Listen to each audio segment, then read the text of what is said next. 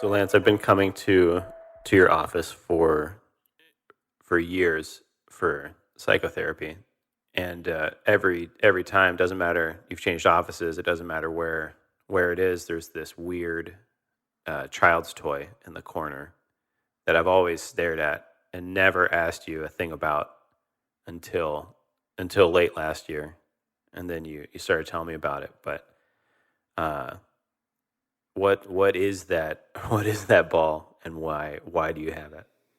That ball is what's called a tensegrity structure. And it is an all important it's an all important concept, this idea of a tensegrity structure. Tensegrity is an architectural term. The way I understand it, Buckminster Fuller coined the term, and then I got introduced to it via Rolfing because Ida Rolf took Buckminster Fuller's term and applied it to the human body. But so the idea with a tensegrity structure is that integrity of the structure, which is where you get this tensional integrity, those two terms are combined to make the term tensegrity. The integrity of the structure is maintained through a combination of compression and tension. So a compressional unit is a building block of a structure. For example, a brick. A brick has a certain amount of compressional strength, meaning when you try to, when you put compressional load on it, it can resist the compression up to a certain amount. The studs in your typical wood frame building have compressional strength. The weight of the roof is held up by the compressional strength of the studs. Most architecture, most structures are built on compressional strength. There's units that have compressional strength, and then there's stuff basically stacked on top of each other, right? A brick building is, as we all know, is bricks that are stacked on top of each other. A tensegrity structure brings into play tensional units, and tensional units are the opposite of compressional units. Tensional units are building blocks, if you will, that resist tension, or they resist pulling apart. So, for example, a rubber band is more of a tensional structure. A rubber band doesn't have much in the way of compressional strength; it has tensional strength. Or a steel cable has tensional strength. So, a real obvious one is a bicycle tire that has spokes. Most people kind of conceptualize a bike tire as having strength because the bike tire doesn't just collapse, right? It's like, how come when you sit on that bike, how are those super lightweight tires, relatively speaking, able to withstand the pressure they get under, right? And it's kind of easy to think, well, the rim, that aluminum or that steel or that composite rim is like strong enough to resist collapsing, right? And then you think, okay, well, there's these spokes in between. And when a bike is sitting there upright and you look at the bike tire, it's not the spoke that's in the vertical position that's providing support for that tire. That spoke does not have much in the way of compressional strength, right? It wouldn't take much to collapse it. It's the spoke that's in the horizontal position that's resisting lengthening. So when you push on the top of the tire at 12 o'clock, it would make 3 o'clock and 9 o'clock try to separate from each other. The spoke that's in the horizontal position is resisting that. There's tensional strength in that spoke that's resisting lengthening. And so the tire maintains its integrity. One of the reasons the tensional unit is used instead of just compressional units is because those tensional units are super lightweight. You could just have that wheel be solid metal, but it's not going to be as easy to ride your bike. So the tensegrity structures aren't weird fringe things. They're all around us, but the concept isn't very well known. A suspension bridge is a tensegrity structure. It's a combination of compressional units and tensional units. You can see that something is going on there besides gravity, Right. besides just like up and down pressure. Yeah, you can actually see the tensional units, and you can see that they wouldn't have much in the way of a compressional resistance.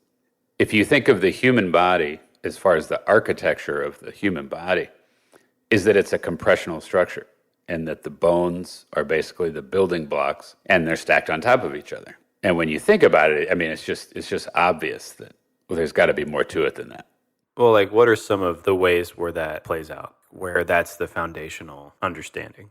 Well, I mean, in every field, in chiropractic, in orthopedics, in physical therapy, just in every regard, we don't bring the concept of tensegrity into it. And so we think that the weight of the body at the ankle, for example, or let's take a more simple joint, the weight at the knee, we just think, well, the weight of everything above the knee comes down through the femur, and then all that weight presses down onto the tibia bone, and that joint withstands that pressure and withstands the grinding when you move around and rotate the knee and all that.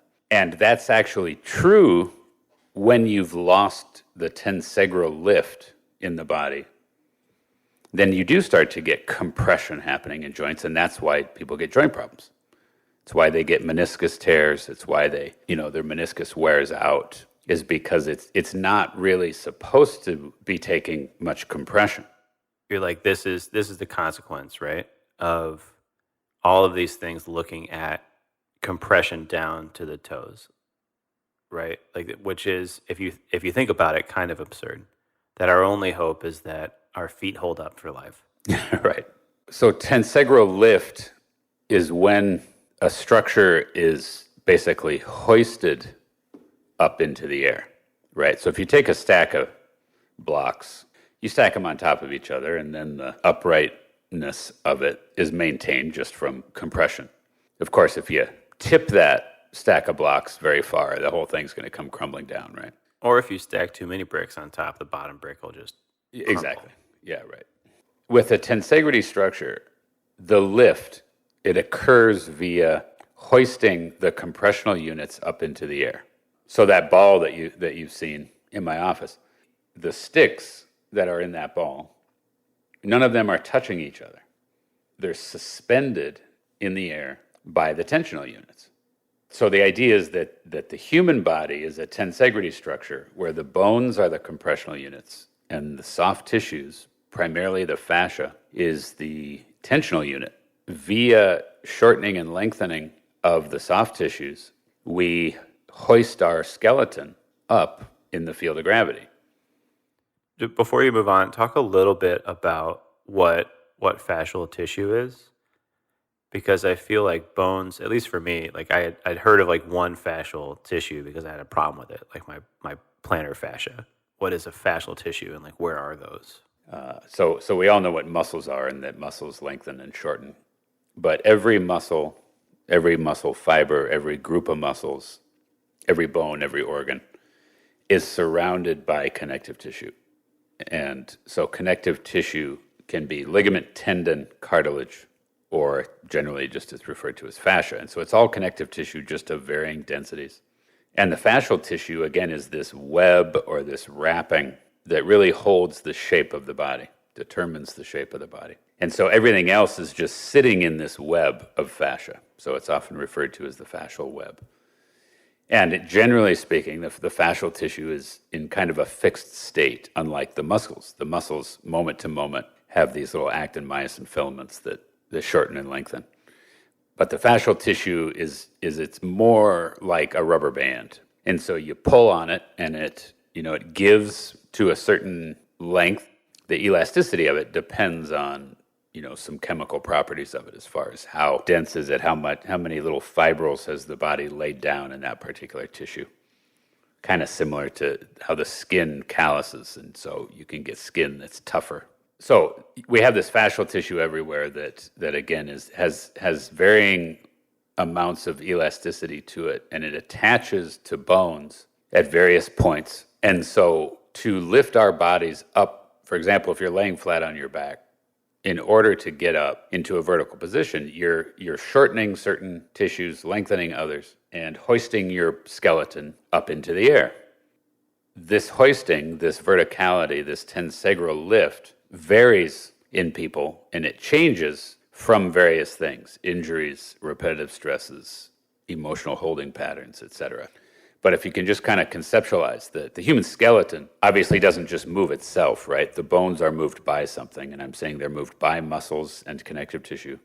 And the muscles and connective tissue are attached to various places that hoist it up. So, for example, you can think kind of like a marionette puppet.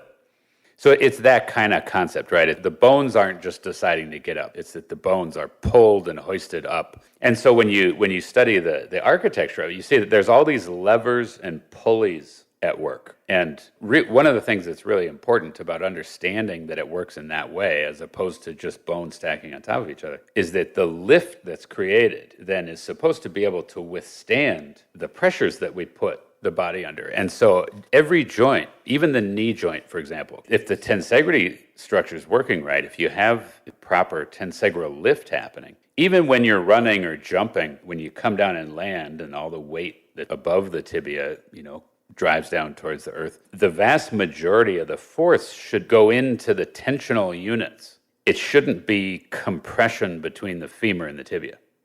So there should actually be space that's maintained between the tibia and the femur. And so the meniscus, that's the cartilage between those two bones, shouldn't be taking a lot of compression. And when it does take a lot of compression, then you get tears and you get wearing out. The medical system doesn't look at that at all. They don't look at, well, what's going on tensegrally here? What's going on in this person's body with regard to the tensegral lift that's compromising their knee joint so that their knee joint's taking all this undue pressure?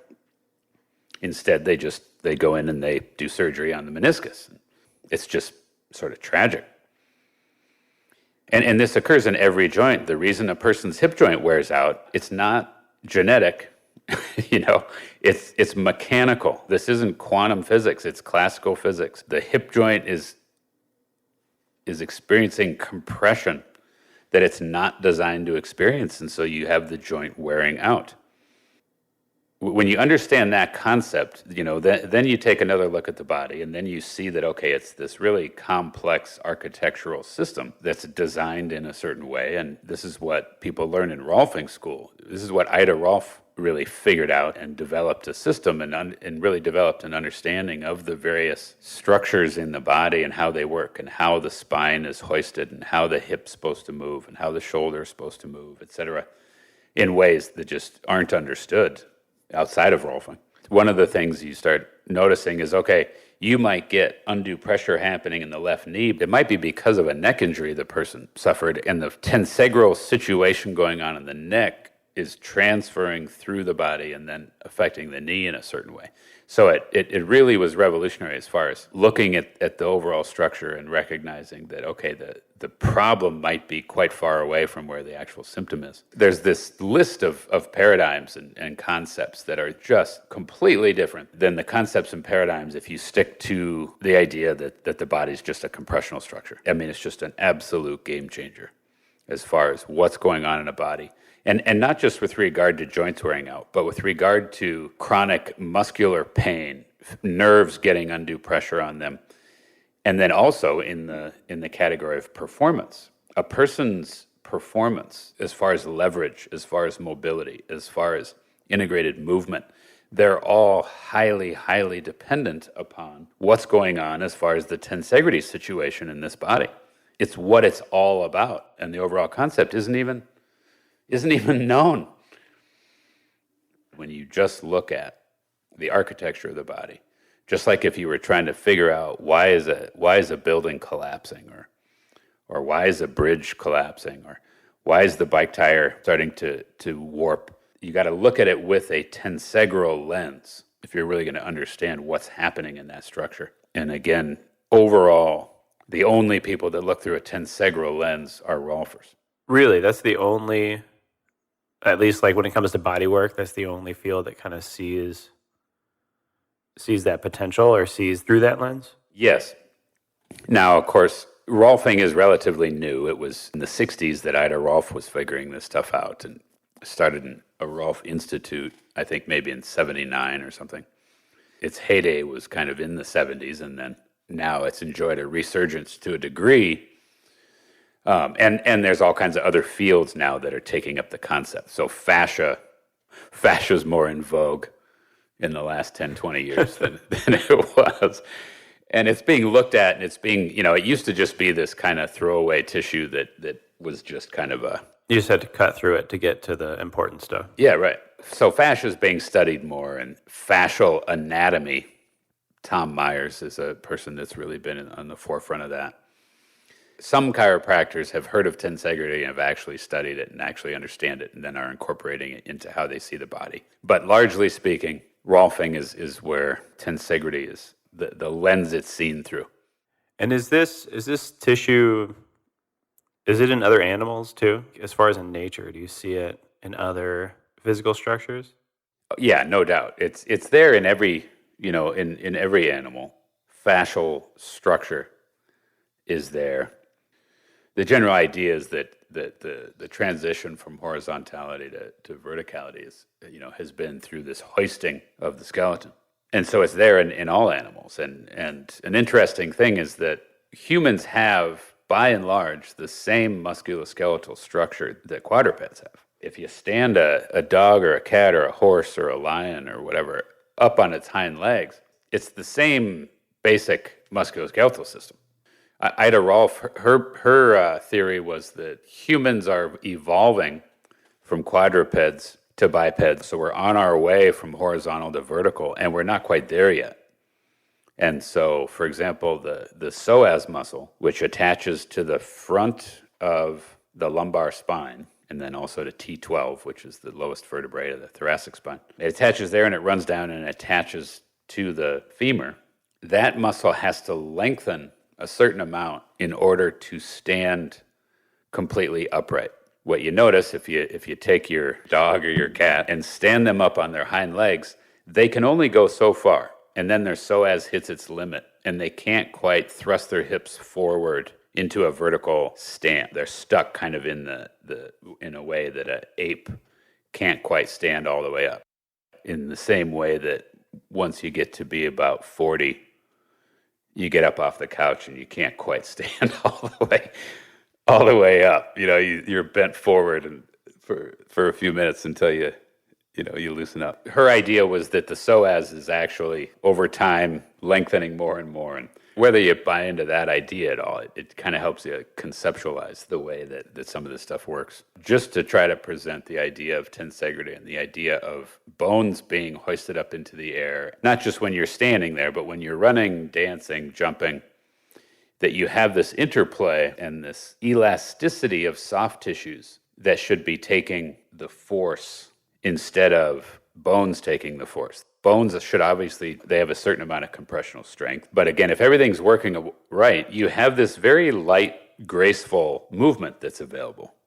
And when you don't, for example, when the arch of the foot, even the foot itself is a tensegral structure, and the arch should be held up by the tissues that have a certain amount of tensional strength and elasticity. And so when you step down onto the foot, the arch is one of the ways the arch functions is as a shock absorber. So that when you step down, you don't have the bones of the foot getting crushed, and you don't have the soft tissue on the bottom of the foot getting crushed, which is the cause of plantar fasciitis. You have the correct tensional units taking the force. And because of the leverage they have, due to the genius architecture of the lower leg and foot, the foot can withstand these enormous amounts of force. When the tensegral situation is compromised, you get plantar fasciitis, you get all kinds of symptoms that are really symptoms of the tensegral structure getting messed up. Bunions, shin splints, hammer toes, you just go on and on. Flat feet in general. The idea of arches, we think we need arch supports. The human foot is designed to be barefoot. The arch in the foot is a shock absorber. It's not a glitch in the system, and we were born missing the anatomical arch support that's supposed to be under there. It's a crutch. An arch support is a crutch. The problem is that structure of the arch has flattened out because you have certain tissues that are supposed to be providing a hoisting of the bones of the arch have lost the tensegral lift. So again, we don't look at someone that's got a problem in their feet and look at, well, what's the tensegrity issue and why has this arch collapsed? We just start trying to shore up support from underneath it with arch supports and orthotics. So you bring up arch collapse. Is that a point at which it's gone too far? what is the potential of these tensegral structures for rehabilitation? You're kind of going through the foot and talking about the different points at which you could go improve it. Is there a point at which it can't be improved? I mean, the general answer is no, there's not. I mean, if you get to a point where because of the tensegral situation, a joint has worn out to such a degree that the person's in agony, the cartilage is basically gone, you got bone on bone happening, the bone is wearing down, raw nerve tissue is being exposed. I mean, it gets to a point where it's just too far gone.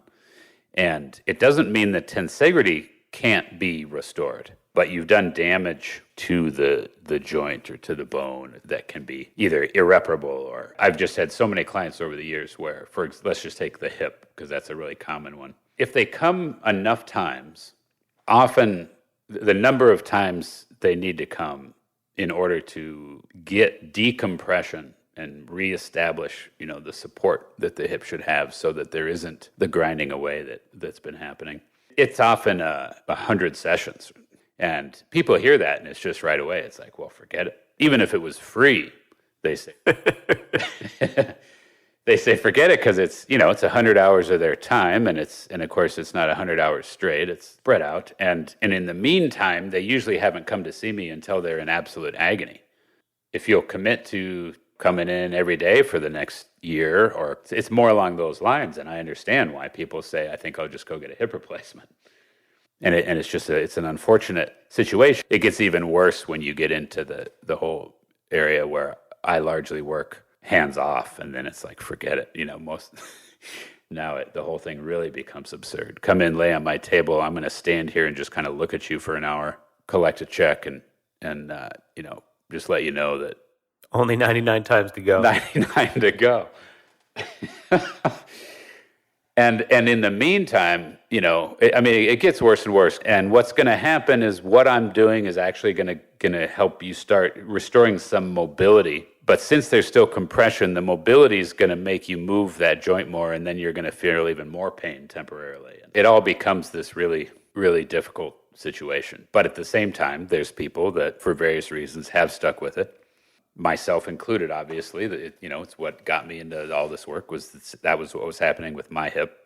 I spent 15 years trying other stuff, had never even quite understood what it was that actually needed to happen. And I saved myself from a hip replacement. And I've had several clients who even were scheduled for surgery that ended up canceling the surgery and are fine today. Again, it all comes back to this idea of tensegrity, and that the problem is that the tensegral lift is compromised. And the symptom of that is that there's joint compression that is there that should not be there. That's the problem. But the answer to your question is yes, the tensegral lift can be restored. That part's really hopeful. Mostly what's going on in a person's structure is that their fascial tissue is short. And the reason it's short is because of traumas that have happened. Yes, there's a physical problem now because of it. But the intervention, the access point, the place that the change needs to happen ends up being actually in the mind. And that's, again, that was this revolutionary concept for me, that the person twisted their ankle when they were, 10 years old, and now they're 50 years old, and they have a shoulder problem, and actually the shoulder problem is coming from their ankle. And what needs to happen in their ankle is that there's a shift that needs to happen in their mind in relation to their ankle. There's a compensation that happened in their mind, and that compensation, the change they made in their mind with regard to how energy is allowed to move, the change that was made became a fixed program, if you will, in their mind, and that fixed program has now resulted in symptoms, emotional symptoms, mental symptoms, physical symptoms. Obviously, on average, a person just would have no clue that's actually what's going on, that their inability to run or their shoulder that's all messed up is actually a result of their ankle. The ankle's mobility is compromised, and even explain, okay, since you can't move your ankle this way, your shoulder can't do this, and your shoulder not being able to do this over the last 40 years has now worn out certain cartilage in your shoulder. But then, okay, well, what needs to happen in the ankle? It's not just stretching. It's not surgery on the ankle. It's not strengthening exercises in the ankle. The energy needs to be allowed to flow differently. And what determines how the energy is allowed to flow is the mind. This is what I went through.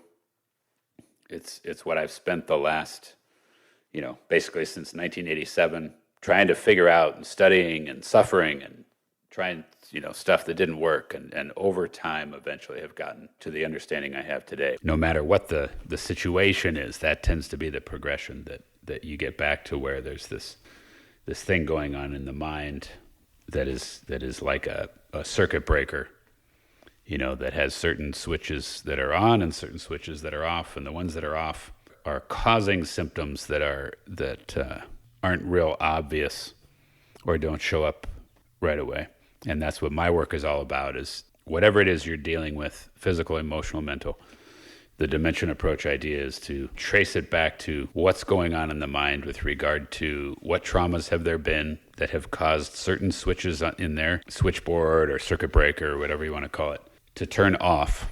And the fix, whether it's to get your arches functioning the way they should again, or whether it's the fix is, can we get those switches turned back on? It's a process that has to do with identifying trauma, healing a split, dealing with the energies, the emotions, the thoughts, the experiences that then come up that were the reason the person split and threw the switch in the first place, working through those and getting to where now they can have that switch be on instead of off. If you want to learn more about the Dimension Approach, please visit dimensionapproach.com.